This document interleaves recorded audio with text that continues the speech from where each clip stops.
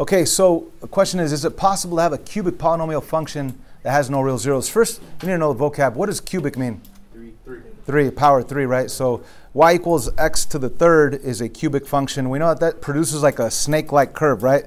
So just thinking of the most basic one, y equals x to the third, like if you take 0 and do it to the third, that'd be 0. 1 to the third would be 1. And then 2 to the third would be 8. So you end up with this like snake-like curve. What I'm asking you is it possible to do a snake-like curve that has n behavior up here and down here to have no real zeros? And in order to understand what no real zeros means, you need to know that vocab word. What does no real zero mean? It's right here on the wall. That it does not cross the x-axis, right? So the answers, solutions, the x-intercepts, the roots, the zeros, they're all the same thing. So when I say, is it possible to do a cubic function that doesn't cross the x-axis? That's not possible. It's going to cross no matter what, right? Right here it crosses at 0, 0, the parent graph of it. But even if you were to draw it up here, you have a snake-like curve up here, it's still going to cross at some point. Or even if you were to draw it down here, right? Like, it's still going to cross at some point right there. So it is impossible to have no real zeros. You're going to have at least one answer, one real zero. Is it possible, or how about this? What's the maximum amount of real zeros a cubic function could have? Anybody know? Anybody want to give it a guess? 2. Infinite? 2? Infinite? Check this out. From the book, I pulled the function f of x equals x cubed minus 4x squared plus 3x plus 1. So we know if it's an odd function, we know that the n behavior, if you had an xy plane, the n behavior would be in quadrant 1 and quadrant 4, right? Because the leading coefficient is positive. If the leading coefficient were negative, it would flip. But because of all this other stuff, some weirdness happens in between. And here's the actual graph from the book of this cubic function. Okay? So how many real zeros does this one have? 3. It has 3, right? 1, 2, 3. So this is a cubic function. It's going to have 3 real answers. Coincidence? No, it's not. Okay. Does it have to have 3 real answers? No. We just said that it could just have 1, like your snake-like curve could be up here. But the most you could have is 3. It's impossible to graph a cubic function that has 5 answers. It's impossible, right? Let's do some other observation here. As I look at this graph, the way it travels, the direction right here is going up, then it's going down, then it's going up. That's 3 different directions. 1, 2, 3. Coincidence? I think not. All right. So we are going to be. Okay. Let's try now this next question. The next question is it possible for a quartic polynomial function to have no real zeros? Quartic. What does quartic mean? Degree of what? 4. Degree of 4. So if you have a degree of 4, ladies and gentlemen, a degree of 4, that's an even degree function. Where's the n behavior there? Is it going to have 1 up here and 1 down here? The degree 4, an even degree function, has n behavior both up here or both down there, depending if your leading coefficient is positive or negative. So if you have a degree 4 polynomial function, it's going to have the n behavior up here. Is it possible to have degree 4 function with no real zeros? Yeah, it is possible. Why? Because you could have something like, there's the n behavior, there's the n behavior. So you'd have like 1, 2, 3, 4. It could be like a w that's up there that doesn't even ever cross the x-axis. Make sense? All right, let's jump right into the notes today. The title of the notes are section 5.4, Analyzing Graphs of Polynomial Functions. So we want to be able to look at a graph and get all kinds of information of that polynomial function. And we have this new word, or words, relative maximum and relative minimum. Okay, we already know what a maximum is, we already know what a minimum is, but it's time to find out what a relative max or relative min is. The definition for a relative max or relative min is the max or min value in a certain part of the graph, not the entire, but a certain part of the graph, aka also known as turning points. So again, don't copy this down right now. Let's really understand it first, all right? So let's stick with that same cubic function. Let me put that up here, and the graph is right there. Now, if I told you what is the max value of this blue graph, what's the max value? What's the maximum height it reaches? Infinity. So there is no max value, right? What's the minimum value? Negative infinity. So there is no minimum value because it keeps going on forever and ever and ever. So even though this graph doesn't really have or has a max value of infinity or the minimum value of negative infinity, it does have a relative max and a relative min. So if you zoom in on this, right there, it kind of looks like a parabola opening down. So it does have a relative maximum value. Relative max value, okay? And that relative max value will be at the location, it looks like it's halfway to 1 and 1.5 or 1.6. So that'd be like 0.5 and 1.6. That'd be the location of that relative max value. Do we understand that?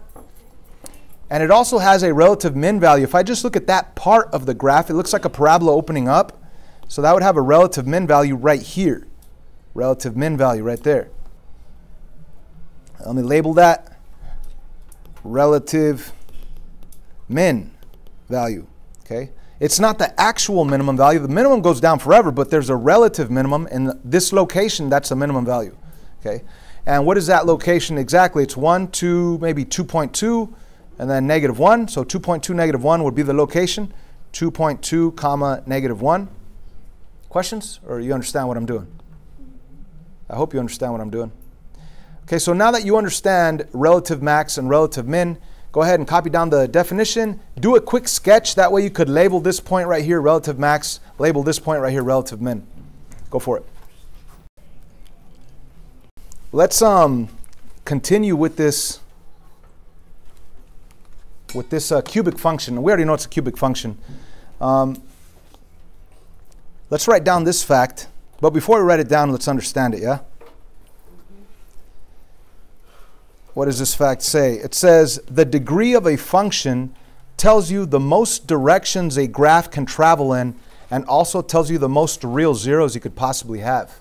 Right? So if you just read it once, it might not make too much sense. So let's understand it before you copy it, right? The degree of a function, what's the degree here? 3. It'll tell you the most directions a graph could travel in. So look, from left to right or from right to left, it doesn't really matter. From left to right, I'm going up, that's one direction. Down, that's another direction. Up, that's another direction. That degree 3 tells me that it's traveling in those 3 directions. Or by looking at the graph, I'll be able to say that it's at least a degree 3 function. Okay? Of course, if it went up 1, down 2, up 3, down 4, up, then you'd have a 5th degree, right? So you could tell, or you could at least have an idea of what your degree is going to be by counting the number of directions your graph is traveling in. And also, it tells you, the degree will also tell you the maximum amount of real answers you could possibly get. The real zeros are real answers. So a degree 3 function will cross 1, 2, 3 times. There is no way that a degree 3 function could cross more than 3 times. It doesn't have to cross 3 times, but at most, it could cross 3 times. So you could have at most 3 real answers. So hopefully now that that makes sense, go ahead and copy that fact down. So even if I were to like zoom in, like if I were to just look at this piece, how many directions does it go? Up, down. How many directions? 2. So that would be the degree 2, which would be a parabola. And that's why this looks like a parabola opening down. But if you actually go to all the directions, it's going 1, 2, 3. That's why it's a cubic function.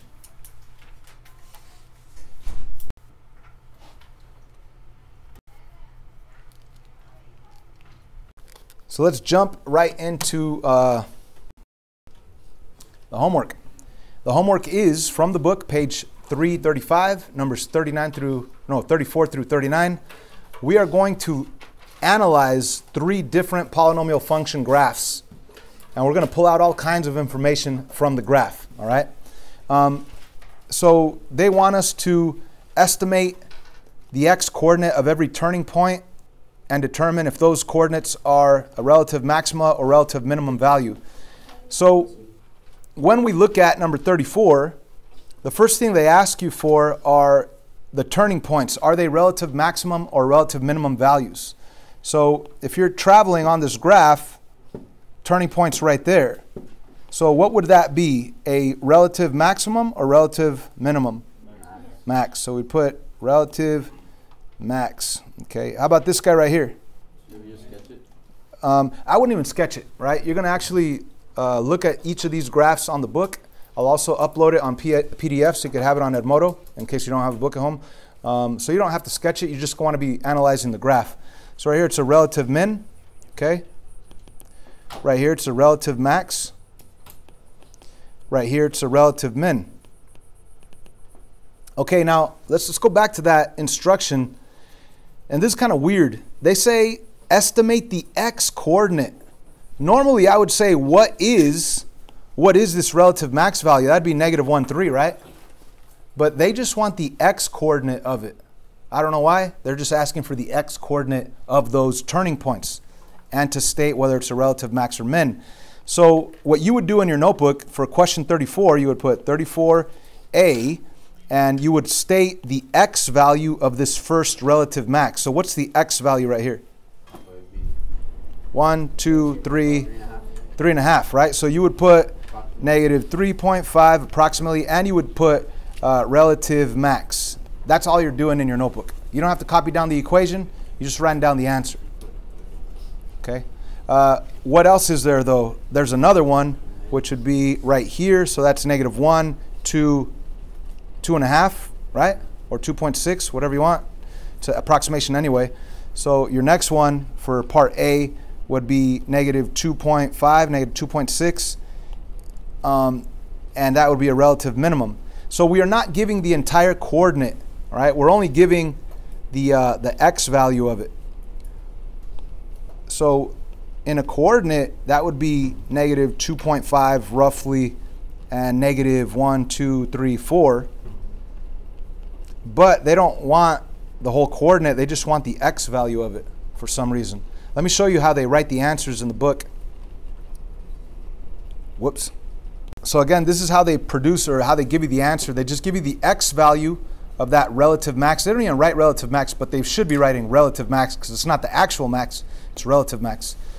So just write down the x values of your relative max or mins and then state whether it's a relative max or min on each of these. And then we go to part B. Part B says estimate the x coordinate of every zero. So what's a zero? Oh, my voice. Sorry. What's a zero? Where it crosses the x-axis. A zero is the same thing as an answer, same thing as an x-intercept. So what's that zero approximately? 1.9. Negative 1.9. So for part B, you're going to say negative 1.9 is approximately the answer. How about this one right here? 0.1. Negative 0.1. Sure, why not? And how about this guy over here? About 3.4, 3.5, whatever. It's an approximation. And that's what they're going to give you over here, right? Negative 1.75, negative 2.5, and positive 3.5.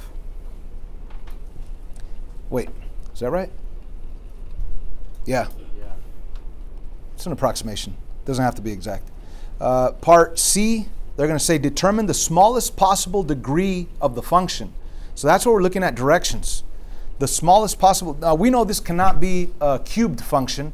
We know it's an odd function for sure because n behavior is up here and n behavior is down here. So it's definitely an odd function. But what kind of odd function is it? It's 5. Why? Because if you count the directions you're going in 1, 2, 3, 4, 5. So this has to be at least a 5th degree function. So the answer for part C on this guy, part C, is that it's a 5th degree function at the very least. I mean, it could be 7, it could be 9, but it has to be at least a 5th degree function. Any questions so far? Yes. So you're asking about the domain and the range, which is the last thing they want you to state. So there's 4 things for each of these graphs. And of course, you're going to have the book in front of you. You're going to be able to read what they're asking for. The 4th thing is to determine the domain and the range of the function. So this graph right here, when you look at your x values, does it go to the left forever and does it go to the right forever? The answer is yes. So that's why your domain The domain is x equals all real numbers. And let's look at our range now. Our range are our y values. So is this whole graph above a certain value? Or is the whole graph below a certain value? Or does this go up forever and down forever? Up and down forever. So what do we say? Y is equal to all real numbers as well. Okay, that's not always going to happen, because on even degree functions, it's going to be both opening up or down, so you will have a different range. For example, number 35. What would the range of number 35 be? With the domain's all real numbers. Yeah. Range is y is greater than or equal to -3. And if you want to be precise, if you zoom in, it looks like it goes a little bit less than -3, right? Looks like it goes a little bit less than -3. So yeah, -3.1 will be slightly more precise, right? -3.1. And of course, you're going to answer everything else. Let's just go through some of these quickly. What are the real answers for these? Well, this would be -1, 2, 3, -3.7, right? -3.75, -1, 0, and 1, 2, 3, 3.2, right? So those are the real zeros, the real answers. What else could they ask you? For the x values of the relative minimum, this is a relative minimum. The x value is -1, 2, -2.5. How about this? What is the minimum degree of this function? The minimum degree of this function. We know it's an even function because both n behaviors are up here. So it's even, but what's the minimum degree of this even function? 4, right? Because of direction. 1, 2, 3, 4. So the degree is 4. I didn't go through the actual order, I'm sorry. Actual orders, first start with your x coordinates of every turning point and say whether it's a max or min value. Anyhow, we're going to place this up on the board. You're going to get the book right now and work on the rest of these. And on this video, here are the answers. Homework page 335, numbers 34 through 39. 34, A, B, C, and D. 35, A, B, C, and D.